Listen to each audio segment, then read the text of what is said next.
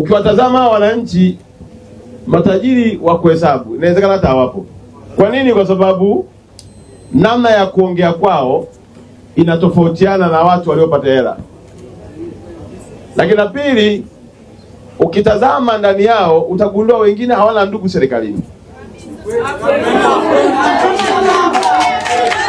Ukiwatazama vizuri, wengine hata shule hawajaenda. Kwa hiyo kwa unyonge wao inawapelekea wanakosa haki zao. Lakini kwa mapenzi makubwa ya Daktari Samia ya kukubali na kukuelekeza wewe na kulipa gharama zote hizi, maana yake ni rais aliyeamua kuondoa tatizo la makundi ya walionacho na wasiokuwa nacho, kila mtu aweze kupata haki yake. Daktari Samia kuruhusu kulipa gharama ya Samia Legal Aid, kuruhusu kulipa gharama ya wataalamu hao wakatoka wizarani na magari ya serikali, mabanda haya yakajengwa. Lengo lake ni kuhakikisha kwamba lile gap, kwamba wewe ambaye hujasoma na aliyesoma kwa Daktari Samia wote wako sawa.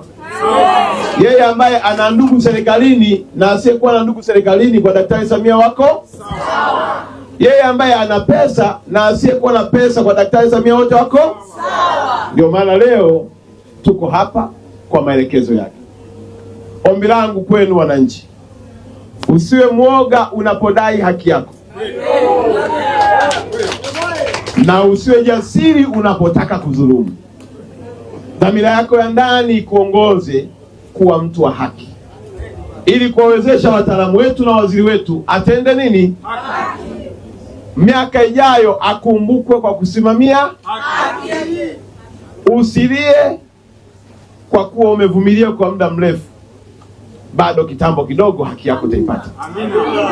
Lakini la pili, kwa watendaji wanaosikiliza, wananchi wangu wa mkoa wa Arusha tunatofautiana namna kujieleza. Mbele ya waziri wangu kakaangu Deo, waziri wa ardhi, nyumba na makazi, ni waombe wataalamu tutege sikio la upendo na kuwasikiliza wananchi wa mkoa wa Arusha. Wengine kwa kutokuwa na elimu zao wanashindwa kujieleza vizuri. Wengine kwa kutokuwa na utaalamu wa kisheria wanaweza kushindwa kujieleza, na si kila mtu anaongea akaeleweka moja kwa moja. Lakini ukitega sikio la upendo ukajipa muda kumsikiliza, kuna kitu utakipata na kitakusaidia kupatikana kwa haki ya mtu.